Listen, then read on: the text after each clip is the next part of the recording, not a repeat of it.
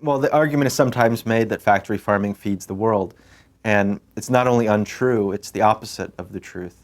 It takes 7 calories of food input into an animal to produce 1 calorie of food output. It's an extraordinarily inefficient way to produce food. Now, it's true that there are some landscapes in the world and some communities where meat really is the only option, and I would not argue against that at all. But that's not what we're talking about when we talk about the meat industry. We're talking about McDonald's. That's what we're talking about. We're talking about Burger King. We're talking about airport food. We're talking about supermarket meat, Tyson, Smithfield. And this is food that is not only not going to hungry people, but in a very direct way is injuring the third world. Absolutely raping Brazil. Number one cause of deforestation in the world, number one cause of the loss of biodiversity, and the way the subsidy structure works makes it almost impossible for example, countries in Africa to produce their own food. So we can absolutely eliminate animals from the equation. They are not necessarily the most important part of this conversation. If what you care about is hungry people eating, then that in and of itself is a very good reason to reject factory farmed animal products.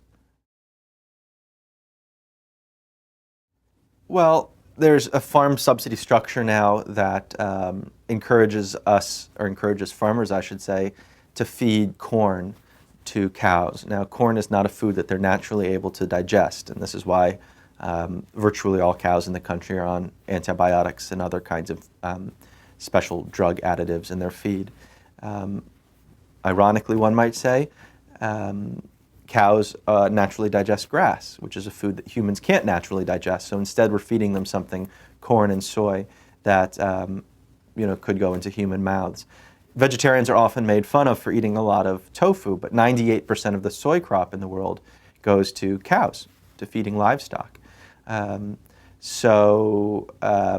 any case, we have now created an economic system where it's very advantageous to feed animals unnaturally, house them unnaturally, and raise genetic stocks that are destined for illness. And the small farmers, who are really the heroes of my book, farmers at places like Neiman Ranch, farmers like Frank Reese at Good Shepherd, farmers like Paul Willis, are at a severe economic disadvantage for doing things the right way, for being environmentally responsible, for treating their animals like animals rather than like rocks or pieces of wood. The factory farm was an American invention, but it's a global problem. So in Germany, for example, 98% of the meat that they consume comes from factory farms. It's 99% in America. In England, it's about 95%. So there are differences, and some of the differences are very important. The European Union has been much more progressive with food laws than the United States. But there's no reason to be hopeful. And unfortunately, China and India are now changing their eating habits and their farming techniques to resemble the United States. And if the Chinese and Indians eat like Americans do, and everything else in the world holds constant, if the population holds constant, we're going to have to farm twice as many animals as we do now. That'll be 100 billion animals every year.